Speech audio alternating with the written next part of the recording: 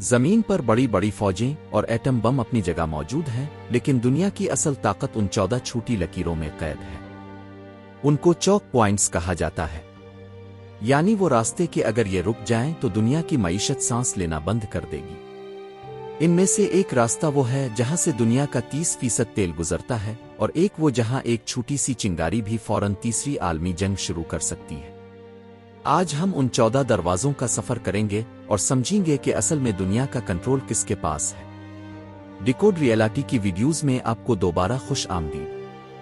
ناظرین، دنیا کی طاقت کسی ایٹم بم یا بڑی فوج کے پاس نہیں، بلکہ ان 14 تن سمندری راستوں کے پاس ہے، جنہیں جیو پولیٹکس کی زبان میں چوک پوائنٹس کہا جاتا ہے۔ اگر آج کوئی طاقت ان دروازوں کو بند کر دے تو کل صبح تک دنیا کی معیشت ٹھپ ہو جائے گی۔ کئی ممالک میں بھوک پھیل جائے گی، پیٹرول پمپ خشک ہو جائیں گے، اور علاج کے لیے ادویات کی کمی ہو جائے گی۔ آج ہم ان 14 دروازوں کو ایک ایک کر کے آسان الفاظ میں سمجھیں گے، اور یہ بھی جانیں گے کہ ان میں سے ایک دروازہ کیسے تیسری عالمی جنگ کا سبب بن سکتا ہے۔ ہمارا سفر مشرق وسطی سے شروع ہوتا ہے، جہاں دنیا کا سب سے بڑا خزانہ چھپا ہوا ہے، یعنی تیل۔ اس خزانے کا سب سے اہم دروازہ آبنائے ہرمز ہے، جسے ہم ہرمز کا راستہ بھی کہہ سکتے ہیں۔ یہ ایران اور عمان کے درمیان ایک بہت تنگ سمندری راستہ ہے۔ یہ راستہ اتنا اہم ہے کہ دنیا کا 30% سے زیادہ تیل یہاں سے گزرتا ہے۔ ہر روز لاکھوں بیرل تیل یہاں سے گزرتا ہے اور امریکہ، یورپ اور ایشیا کے مختلف ممالک تک پہنچتا ہے۔ ذرا تصور کریں کہ یہ راستہ صرف 33 کلومیٹر چوڑا ہے۔ اگر ایران کبھی اس راستے پر اپنی فوج کھڑی کر دے اور کہہ دے کہ آج کے بعد یہاں سے کوئی جہاز نہیں گزرے گا، تو پوری دنیا میں پیٹرول کی قیمتیں آسمان سے باتیں کرنے لگیں گی، جیسا کہ آج ہو رہا ہے۔ اسی لیے امریکہ اور دیگر بڑی طاقتیں ہمیشہ اس راستے پر نظر رکھتی ہیں۔ جب ہم ہرمز سے آگے بڑھتے ہیں تو ہمیں ایک اور خوفناک دروازہ ملتا ہے، جسے باب المندب کہا جاتا ہے۔ عربی میں اس کا مطلب ہے آنسوؤں کا دروازہ۔ یہ دروازہ یمن اور جبوتی کے درمیان واقع ہے۔ اسے آنسوؤں کا دروازہ اس لیے کہا جاتا ہے کیونکہ قدیم زمانے میں یہاں سمندری قزاق اور خطرناک لہریں جہازوں کو تباہ کر دیتی تھیں، اور آج بھی یہ اتنا ہی خطرناک ہے۔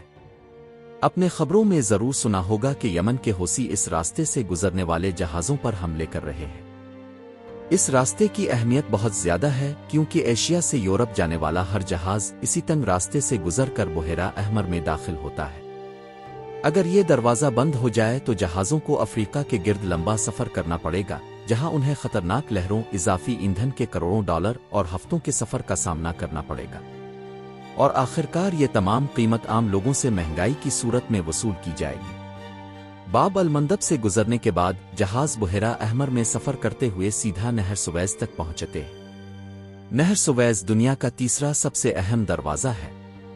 یہ ایک انسان کے بنائے ہوئے نہر ہے جو مصر میں واقع ہے۔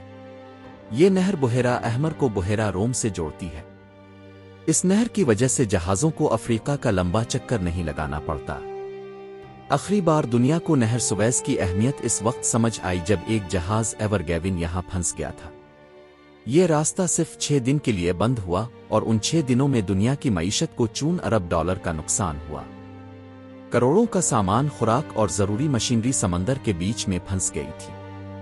نہر سویز کی اہمیت کا اندازہ اس بات سے بھی لگایا جا سکتا ہے کہ مصر کی معیشت کا ایک بڑا حصہ اس نہر سے گزرنے والے جہازوں سے حاصل ہونے والے ٹیکس پر منحصر ہے۔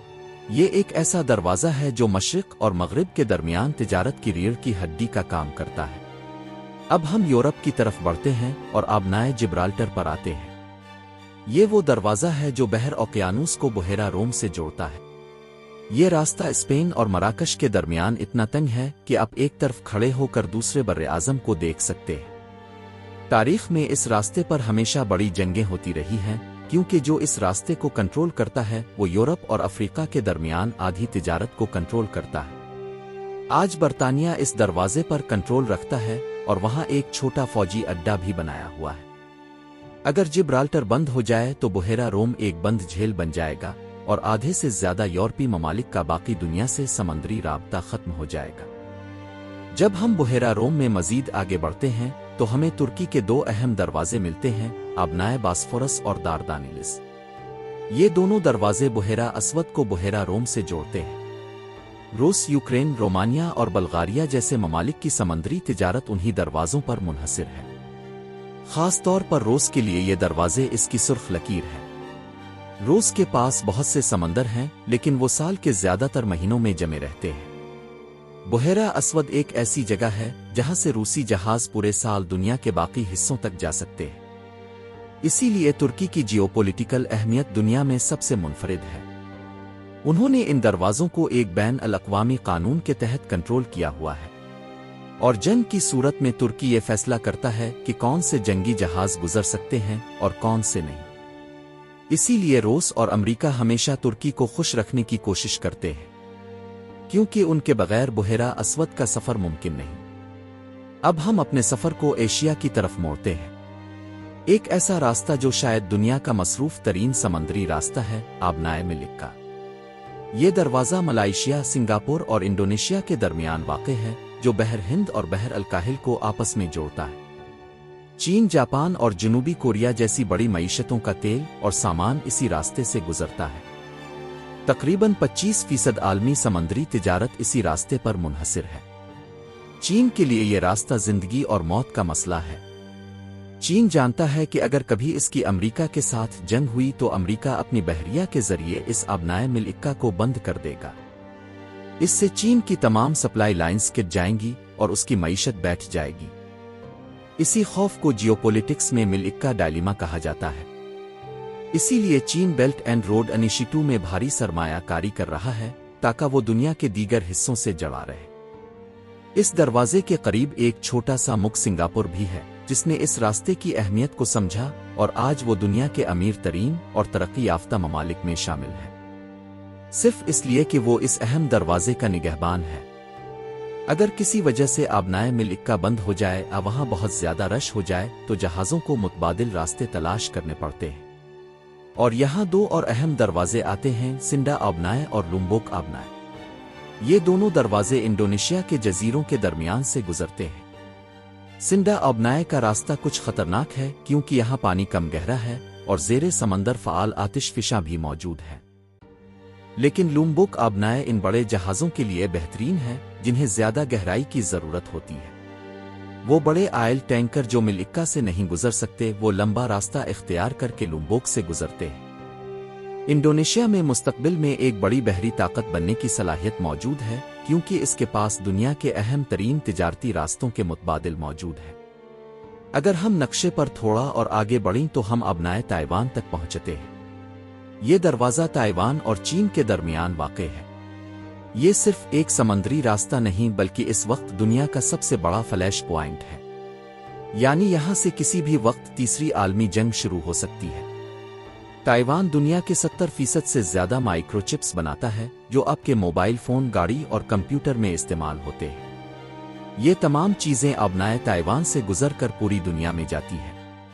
चीन ताइवान को अपना हिस्सा समझता है और इस रास्ते पर भी अपना हक जताता है, जबकि अमेरिका और उसके इत्तेहादी इसे एक बैन अल अक़वामी रास्ता समझते हैं और अपने जंगी जहाज़ यहाँ से गुजारते हैं। अमेरिका ताइवान की हिमायत करता है और इसे चीन के खिलाफ लड़ने के लिए हथियार भी दे सकता है। अब चीन भी चाहता है कि ताइवान इसका हिस्सा बन जाए, क्योंकि अगर सैटेलाइट तस्वीर में देखा जाए तो चीन के सामने जज़ायर की एक जंजीर है जो इसे खिले समंदर में जाने से रोकती है। फिलिपाइन से लेकर ताइवान तक और ताइवान से जापान तक दरमियान में छोटे छोटे जज़ायर हैं, और बाकी समंदरी रास्ता बहुत कम गहरा है, जहां से आबदोज़ें नहीं गुजर सकती। अगर कभी चीन और अमेरिका के दरमियान जंग हुई तो चीन बहर अल-काहिल के जरिए बराह रास्त अमेरिका तक अपनी आबदोज़ें नहीं भेज सकता। इसीलिए चीन चाहता है कि ताइवान इसका हिस्सा बन जाए, ताकि बहर अल-काहिल इसकी बराह रास्त साहिली पट्टी बन जाए। अब जब भी आबनाए ताइवान बंद होगी, ये जंग सिर्फ ताइवान और चीन के दरमियान नहीं, बल्कि अमेरिका और चीन जैसी दो बड़ी ताकतों के दरमियान होगी। अब हम एक लंबी परवाज के जरिए शुमाली और जनूबी अमेरिका की तरफ चलते हैं, जहां नहर पानामा नजर आती है, शायद दुनिया का सबसे बड़ा इंजीनियरिंग मोजिज़ा। इब्तिदाई ज़माने में अगर किसी जहाज़ को न्यूयॉर्क से सान फ्रांसिस्को जाना होता था तो इसे पूरे जनूबी अमेरिका का चक्कर लगाना पड़ता था, जिसमें महीने लग जाते थे। फिर इंसानों ने अमेरिका के दरमियान ज़मीन को काट कर एक नहर बनाई, जिसे नहर पानामा कहा जाता है। یہ نہر حیرت انگیز ہے کیونکہ یہ لاک سسٹم استعمال کرتی ہے، یعنی جہاز کو پانی کے ذریعے اوپر اٹھایا جاتا ہے، پہاڑ پار کروایا جاتا ہے اور پھر واپس سمندر کی سطح پر لایا جاتا ہے۔ یہ دروازہ بحر الکاہل اور بحر اوقیانوس کو آپس میں جوڑتا ہے۔ آج کے دور میں امریکہ کی طاقت کا ایک بڑا راز نہر پاناما ہے، کیونکہ ان کے جنگی اور تجارتی جہاز ایک سمندر سے دوسرے سمندر تک بہت تیزی سے جا سکتے ہیں۔ لیکن نہر پاناما بننے سے پہلے جہاز کہاں سے گزرتے تھے؟ وہ آبنائے میجیلن سے گزرتے تھے۔ یہ دروازہ جنوبی امریکہ کے آخری حصے میں واقع ہے، جہاں زمین ختم ہوتی ہے اور انٹارکٹیکا شروع ہوتا ہے۔ یہ راستہ انتہائی خطرناک، سرد اور طوفانی ہے۔ آج کل بڑے تجارتی جہاز اس راستے کو کم استعمال کرتے ہیں کیونکہ نہر پاناما کی سہولت موجود ہے۔ لیکن اگر کبھی نہر پاناما میں مسئلہ پیدا ہو جائے، وہاں پانی کی سطح کم ہو جائے، جیسا کہ آج کل موسمیاتی تبدیلی کی وجہ سے ہو رہا ہے، تو دنیا کو دوبارہ اس پرانے اور خطرناک راستے کی طرف جانا پڑے گا۔ اب ہم یورپ کے ایک اور مشہور دروازے کی طرف چلتے ہیں، انگلش چینل۔ یہ راستہ برطانیہ اور فرانس کے درمیان واقع ہے اور بحیرہ شمالی کو بحر اوقیانوس سے جوڑتا ہے۔ یہ دنیا کے مصروف ترین سمندری راستوں میں سے ایک ہے۔ یورپ کی بڑی بندرگاہوں جیسے روٹرڈیم تک پہنچنے کے لیے جہازوں کو اسی راستے سے گزرنا پڑتا ہے۔ آپ اس کی اہمیت کا اندازہ اس بات سے لگا سکتے ہیں کہ روزانہ 400 سے زیادہ تجارتی جہاز یہاں سے گزرتے ہیں۔ اس راستے کو کنٹرول کرنا یورپ کی معیشت کو کنٹرول کرنے کے برابر ہے۔ تاریخ میں ہٹلر نے اس راستے پر قبضہ کرنے کی بہت کوشش کی، لیکن برطانوی بحریہ نے اس دروازے کو محفوظ رکھا، اور یہی وجہ تھی کہ برطانیہ جنگ جیت سکا۔ ان تمام راستوں کے بعد ایک ایسا دروازہ آتا ہے جو ابھی تک زیادہ استعمال نہیں ہوا، لیکن اگلے 20 سے 30 سالوں میں دنیا کا سب سے اہم راستہ بن جائے گا۔ اس کا نام بیرنگ آبنائے ہے۔ یہ راستہ الاسکا اور روس کے درمیان واقع ہے۔ یہاں زیادہ تر برف جمی رہتی ہے، اس لیے جہاز یہاں سے نہیں گزر سکتے۔ لیکن گلوبل وارمنگ کی وجہ سے یہ برف تیزی سے پگھل رہی ہے۔ جب یہ برف مکمل طور پر پگھل جائے گی تو یہ ایک نیا اور بہت مختصر راستہ بن جائے گا جو ایشیا کو براہ راست یورپ اور امریکہ سے جوڑ دے گا۔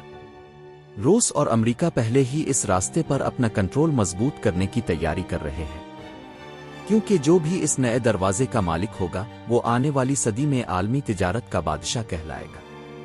ایک اور اہم مقام جو دنیا کے نقشے کو بدل دیتا ہے وہ کیپ آف گڈ ہوپ ہے۔ اگرچہ یہ تکنیکی طور پر کوئی تنگ دروازہ آبنائے نہیں، لیکن یہ افریقہ کے نیچے ایک ایسا موڑ ہے جو صدیوں سے عالمی تجارت کا مرکز رہا ہے۔ جب بھی نہر سویز بحیرہ احمر میں کوئی مسئلہ ہوتا ہے تو دنیا کے تمام جہاز اپنا راستہ بدل کر اسی لمبے راستے سے گزرتے ہیں۔ جب واسکو ڈی گاما نے ہندوستان کا راستہ دریافت کیا تھا تو وہ اسی کیپ آف گڈ ہوپ سے گزرا تھا۔ یہ 14 مقامات وہ تنگ راستے ہیں جنہوں نے ماضی میں دنیا کے نظام کو کنٹرول کیا ہے اور مستقبل میں بھی کرتے رہیں گے۔ اسی لیے امریکہ نے ان 14 میں سے 10 دروازوں پر براہ راست بالواسطہ اپنی موجودگی قائم کر رکھی ہے۔ اب آپ خود اندازہ لگا سکتے ہیں کہ کنٹرول کس کے پاس ہے۔ امید ہے آپ کو ڈیکوڈ ریئلٹی کی یہ ویڈیو پسند آئے گی۔ آپ کے پیارے کمنٹس کا بہت بہت شکریہ۔ اگلی زبردست ویڈیو میں دوبارہ ملاقات ہوگی۔